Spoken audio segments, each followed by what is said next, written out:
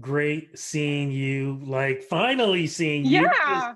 usually we send each other messages or we talk on the phone on new stuff and whatever, but it's great to see you. And it's great to see your new place too, finally. How's It's that? very white. Yeah, how's that been for you? Because if I'm correct, didn't you move during the pandemic or was that Yeah. before the pandemic? No, What is I that moved like? beginning of August 2020. Honestly, I feel like it's been a great thing for me because like I was a little bit like I told you last time, I was a little bit stressed out with my parents.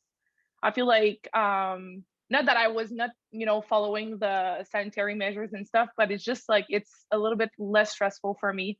Mhm. If I go to the grocery store or anything else, if by any chance I would caught it, get it actually and not have any symptoms and then like, it's so yeah, it's been great. I love it. Fantastic. How are things going in your neck of the woods? Because of course you're in Quebec. What part of Quebec are you in? I'm actually 30 minutes out, 20-ish minutes outside of Montreal. So I guess right now it's good. I got my vaccine. I don't know when this interview is going to be showcased, but I got my vaccine, I think a week and a half ago. Mhm. Fuck, it was, yeah, I mean, we're getting there. We're getting Fantastic. I there. got my shot too. So, Yeah. yeah, we're all slowly getting there. You've been doing a lot in the last couple of months. First, I got to say congratulations because didn't you just make or set up a European deal? Yeah. For one of my artists, he's one of my best friends and we've met like 2 years ago and we just we had an instant chemistry and I guess like when he was ready to, because he's an actor first and foremost, and when he was ready to like write music and come back to Quebec because he was in Shadowhunters on Netflix and he was all around the world and stuff, and so we just got in the studio, we wrote a French song, and it just kind of like naturally I became his manager in a way. Like I've been doing this for like so many years that it was really easy. I was like, okay, so he was headlining a TV show on TVA, which is like a big TV station here in Quebec. And I was just like, okay, so your TV show is starting on like on that date. We're gonna release on digital platform your single on that date. Like I just did pretty much anything that a manager has to do for like a project, and so it just became like that. And then like back with my band the Garlics in 2013, we had like a top 10 single in France, Switzerland, and Belgium, and we worked with the team over there. And so I just kept, how I am, I always keep, my I like to keep my people around and just, asking how they're doing and stuff. And so with them I've been like doing that since 2013, and when it was time I was like, hey guys, I think we can work again on something like concrete. And I showed them the project and they were just really on board with it. So yeah. Congrats on that. And speaking of projects, now here you are threatening my job because you're doing what I do.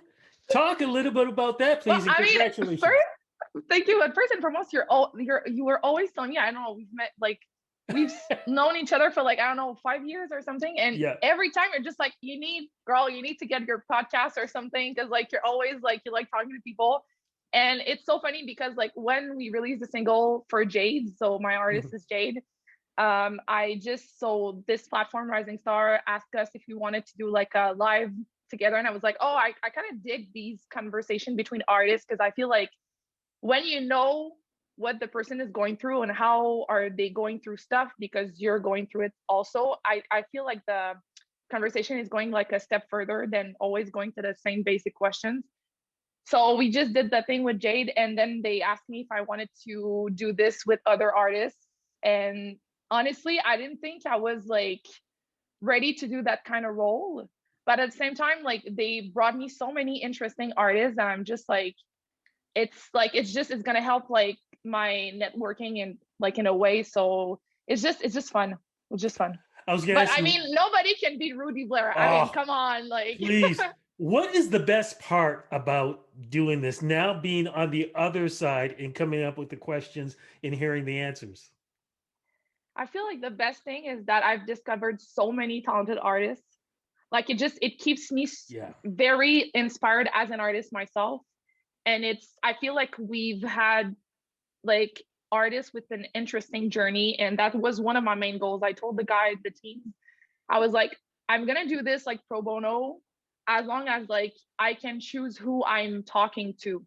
because like I wanted, because I feel like at this day, in this day and age, there's so many artists that I wanted to talk with, like respectful human beings, people that are really grateful, and I didn't want to deal with like prima donnas or like divas and stuff. So for me, it was really important to give the mic to artists that really deserved it. But like, because I feel like talent is not a thing anymore, because like everybody has talent in a way, like it's subjective. But I wanted to give a platform to artists that maybe don't have the same networking as I do.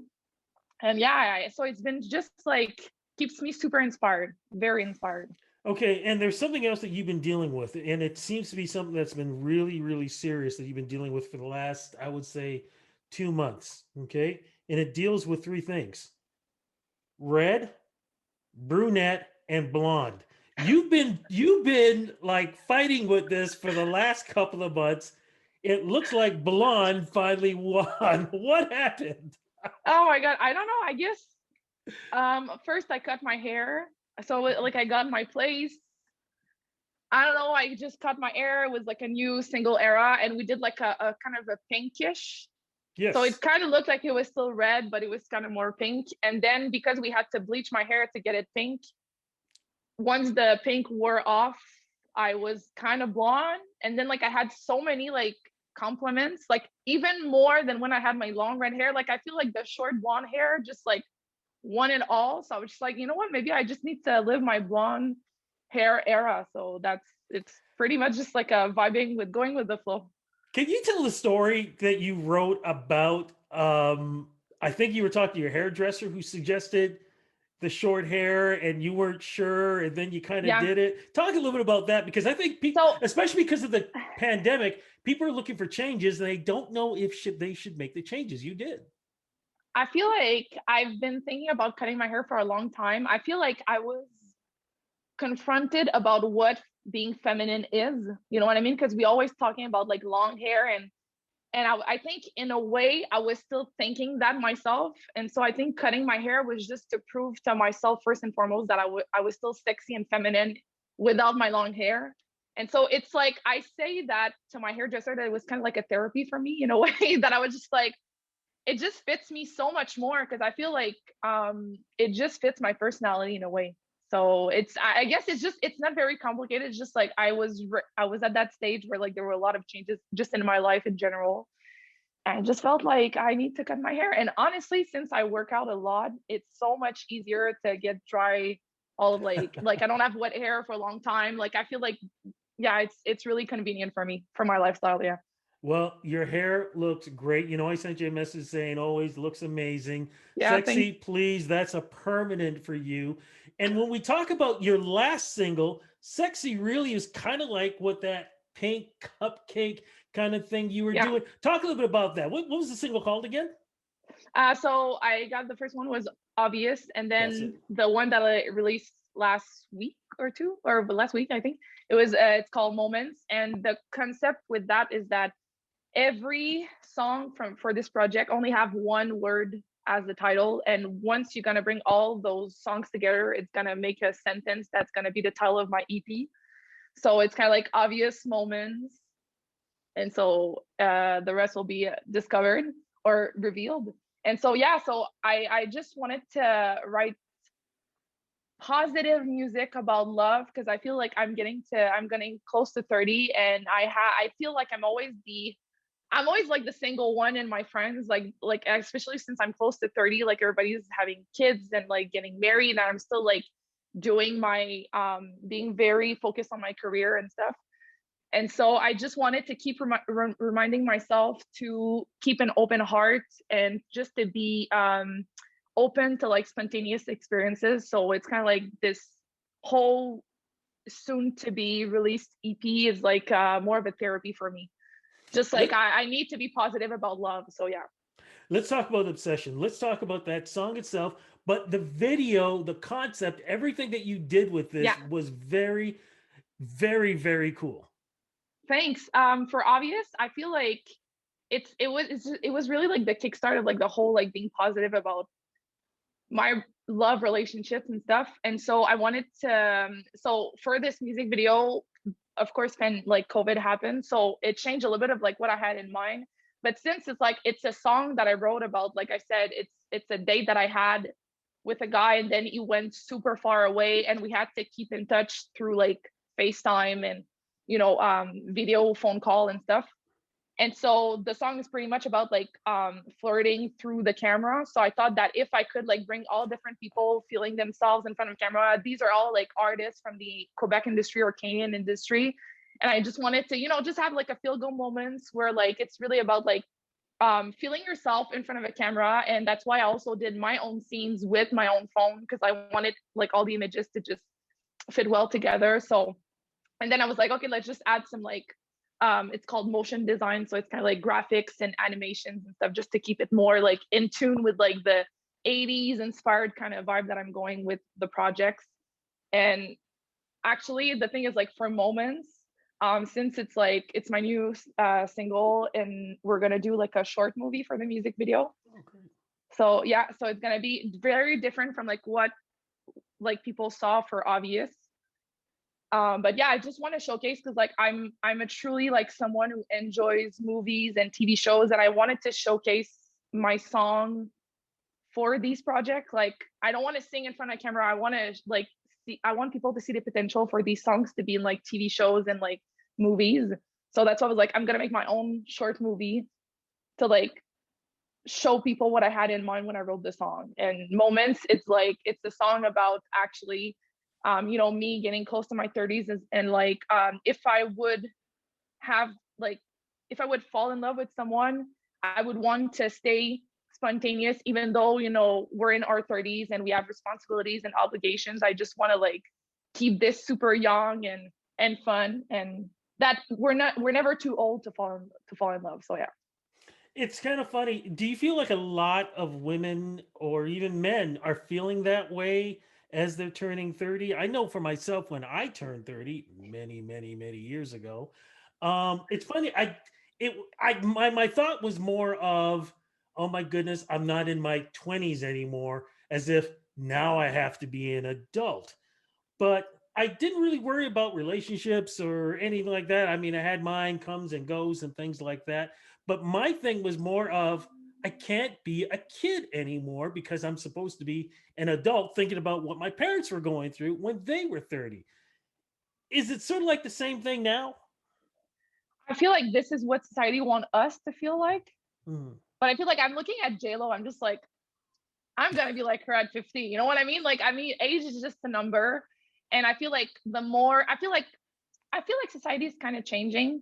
Because, like, for example, my parents, they know that I'm not gonna be a mom and married by 30. So it's kind of like, I think like the way we're supposed to live our lives, we understand that there isn't like one stop shop all for like all the lives that we're supposed to live. And I feel like the pressure is still there, but I mean, I'm surrounded by people that are kind of like me. So all my girlfriends are also very career driven. They're all lawyers. Like, there's one of my friend that is working like in Europe for like criminal stuff, and the other one is like, so I mean, like, I guess I doesn't feel that much pressure because my friends are also in the same state of mind. It's not like right now going to be like an auntie for some people. So I guess it's just like I'm surrounded by a lot of guys just because I'm in the music industry. So I guess it's just like I don't feel the pressure as much, but I'm guessing there are probably a lot of people that are still like thinking that they need to be married and having kids by 30 and stuff. Um, but yeah, I feel like I think no, not I think I want kids, but I really want to have kids with the right person, and I want to be in a relationship with the person. I don't want to be, that's why I've been single for so long. I don't want to be in a relationship just to be in a relationship. So I guess it's just like this shaped me into like being still single at 28. No, and you know what? And I think that's a healthy thing. I think that's one of the biggest problems, especially with social media these days, because people are all showing themselves in these great relationships, and they're talking about, oh, you're my heart and everything else. Then 2 months later, you're like, what happened to that person's picture on that Yeah. feed? Suddenly, it just disappears. So it wasn't as great as they try to portray it. But do you ever get a break? I mean, we've only talked about just a couple of things that you're doing. That doesn't even come close on the other things that you're doing too. Do you ever take a break? And here's a legit question: have you ever Yeah. taken a vacation? Yeah, I did. I feel like it's just like I feel like I'm such on a roll. Like I'm 28, I'm single, like I have nothing to hold. Like I have all the time in the world. I can use my time as I please. I have like no boyfriend waiting for me. Like it's just I'm just living my life, and yeah, I guess I'm actually sorry mom and dad, but I feel like I'm actually now living my life that I live alone. It's just like, I can do what I want, and I'm just like I feel like this is my prime time. It's my time to shine. So I feel like, and also like I'm finally being at peace with myself and like my body confidence and stuff. So I feel like this is like not the time to be like trapped in, I don't know what I could be trapped in, but I feel like this is like my time to shine. So yeah, it's just like yeah, I just don't want to take breaks right now because I just have the energy and I just want to live, I guess. Yeah. Especially with like COVID. I mean, we've been trapped inside, and like, so many things have been postponed that for now every glimpse and chances that I get to like experience things, I just want to get them chances. We talked a lot about music. You kind of mentioned about how you're expanding your music through the videos and stuff. It sounds to me that you're slowly getting into something where you could be making a feature film in some way or whatever. Are those the thoughts leading into that arena?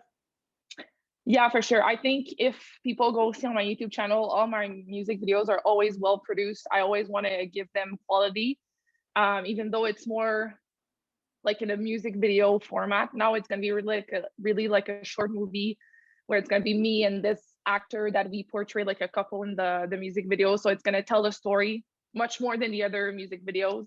But yeah, for sure, I feel like back in the days, I thought I wanted to be only like a singer in front of a camera, and I realized that what I want in life is to create in general. So whether it could be through Jade's career writing in French and doing EDM music that I wouldn't be probably doing for myself, or whether it could be like producing some music videos and short movies. Like I feel like as long as I'm creating, I'm happy. So it can be in different types of projects and formats. Yeah. If you had the choice right now to make a film, what story do you think you'd want to tell? Wow. I guess honestly, I'm oh my god, my one of my dreams would be to play like in an action movie. Really? Like I Oh, feel like actually, I can yeah, see you doing that. yeah, I feel like because first of all, every time I look at action movies, I feel like the girls are like always so small. Like you don't really believe that she can kick asses. Like I want to see like a strong, curvy women kicking ass, and like yeah. So I feel like I would want to be in an action movie and just being a badass because like I just I enjoy these movies, so that would be one of the movies that I would be doing. Yeah, for sure. I love that. I could see that happening. As we're slowly wrapping this up, though, will we ever see you in a full video? Because we only get half, or we get a couple of seconds. Would you ever do a full music video in some kind of dance sequence?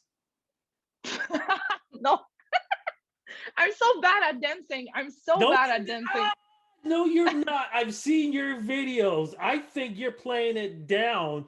You no, great dancer.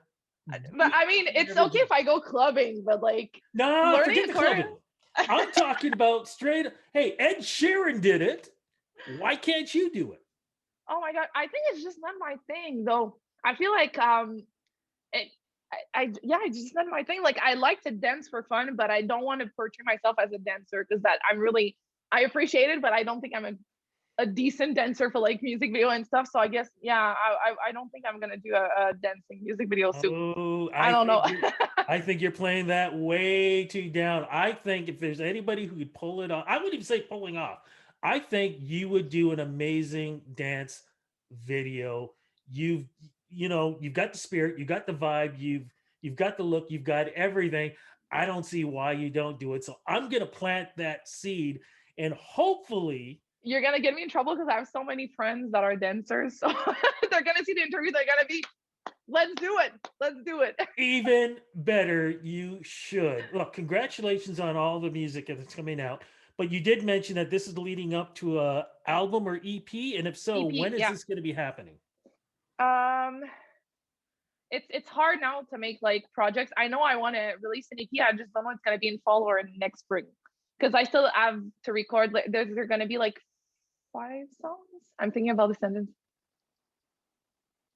Yeah, like 5 or 6 songs Okay. on the EP. So like I'm still writing them. So like I don't know if I'm gonna be done for fall or like spring, but for sure it's gonna be an EP. Like it's gonna be like a little project. Fantastic. And again, I know you've got an amazing busy schedule, but any chance that you're going to be back to do either virtual performances or because the weather is getting better and hopefully things will be opening up better, would you be doing drive-in performances or anything like that? I guess if the opportunities comes, I guess it always depends now. I feel like I've never been like much of a fan of go being on the road and doing some shows. Like I really enjoyed writing music. I feel like Sia is the first artist that spoke about how she wanted her career to be, and I related to her. Mhm. Like I like writing music. I just don't like as like maybe because I'm getting older, I just don't like as much doing shows because I feel like for me, since I'm like financing everything, it's always a lot of money, and I'm at this point where I just like I would much rather like write so many original songs than producing shows that won't give me the same satisfaction. But for sure, virtual. It just I mean it depends if the I'm gonna be truly honest. It just depends like what would be the occasion and yeah. I guess it's stay tuned. And just curious, are you looking for other artists to work with, maybe No, manage, or and the reason why I ask this is because I don't think people realize how much knowledge you have in the industry because just recently you actually had to do battle in making sure that you got paid for a song that you did that somebody else was either claiming or what was yeah, it? it's I don't know how to say this in English, but like there's like these just like Saproc and Socan and Artisty or like the societies that are managing our rights and our money and revenues.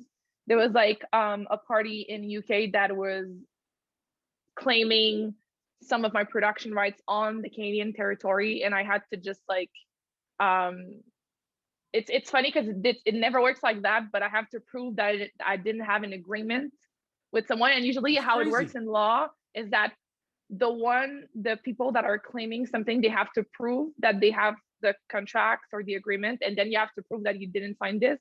But it was the other way around, where I had to prove that I didn't have any. It's like, what can you prove something you don't have?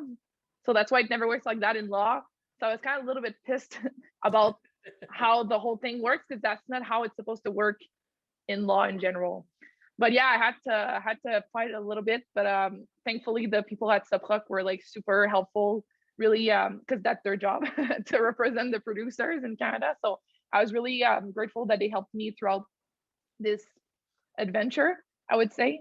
But yeah, no, I don't think I'm gonna take for now other artists. I gotta say that I got some artists that asked me if I wanted to manage them because like once we got the news out that we made a deal for Jane in Europe, a bunch of artists came to me like, "What? Like you're a manager? Like go, let's do it. Like I'm honestly I'm canceling my previous team. Like let's." And I'm just like, no, guys, because the thing is like I still have some stuff to do as an artist myself, so I don't want to like. I know at one point I'm gonna be fully committed to managing other people, but I feel I have too much good songs yet to be released. I still have like a huge potential to be like a successful singer songwriter, music producer. So I don't want to like pass an opportunity for myself. You're a very outspoken person. You're an advocate. If there's one message that you want to get out there right now, what's that message that you would like to pass along to the public? I feel like I could be really social political because there's a lot going on in the world right now. Mhm. Maybe a little bit too much at the moment. Like I feel we're bombarded with like everything that's like India, Palestine, like everything's going like this shit, honestly. Um, wow, I would say listen to other people because I feel like I feel like we need to work on like listening to other people, especially like with the Black Lives Matter movement that we talked about last interview. I feel like times are changing. I do hope so. And I feel like privileged folks have to be more open to hearing people's stories. So being more open-minded to listen to people's stories. I would say also being more patient with people because we're going with through so much stuff, even though we're getting there out of COVID. I feel like people are still, there's like a global economic crisis right now in the world. So I feel like we have to be really patient right now, really patient. So listen to people, being patient. That would be right now my advices at the moment. Okay, last question. How's your roommate doing? She's fine. She's fine. She's such a sassy, like, so for those people who don't know, I adopted like a guinea pig, but she's not my child. I'd say she's my roommate, like you said.